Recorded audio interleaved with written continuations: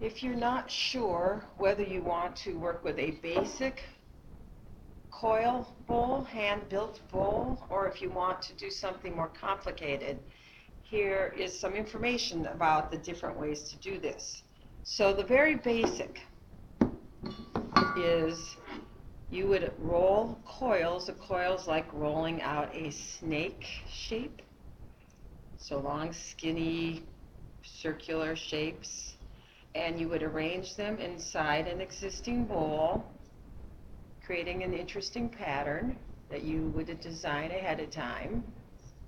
And these are all made with coils. Sometimes you roll a little ball of clay to fill in a hole.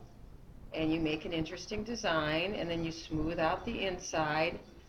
You carve an artistic monogram. There's mine. I don't know if you can see that. There.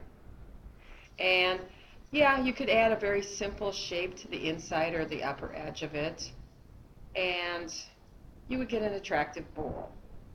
And even with this very simple building technique, you could still add a little underglaze, and I'll have, I believe, green and black underglaze to enhance the monogram, to create a little design on the inside. You could put some on the outside, and you could even put glaze on that. This one doesn't have glaze, but and I'll talk about that. So that would be basics, and you can see on this one too, it's just this basic design done with coils. Now, if you want to get fancier, you have a greater comfort level for clay, and you feel like you can do more with it.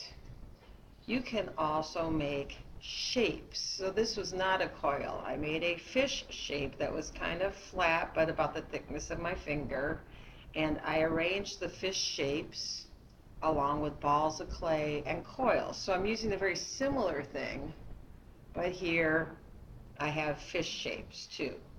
And I made a more complicated design, and it took more time and greater skill because I had to be able to make the shapes. They needed to still have a thickness to them, and I needed to work them into my design. And then on the inside, I got fancier. Rather than do a monogram, I carved, they're painted too, but I carved these fish shapes, which I will recognize and identify as mine, rather than a monogram. And that's fine. It's just a way to identify yourself. So if you want to be more artistic and make something attractive. And then I made a more complicated shape here too. I made a fish leaping out of my bowl, and I had to be able to make this, attach it. And then what's also more complicated about this one is I'm using both the green and black underglaze, and I'm adding color here, I'm adding color here, I'm adding color here. So, and the underglaze, we won't be painting the whole bowl either green or black. It's only to enhance details on it. So it's mostly a white bowl, no matter what. But you could work with things like that. So this is just a more advanced technique. So you can decide, it would depend on your comfort level with clay, and then with the underglaze with painting. I mean, you see how great basic this is. And then I definitely got fancier here. Slightly different shade of green too. So, and the other thing you have to keep in mind, you're only getting a certain amount of clay, so you have to be able to make the design within the clay you have.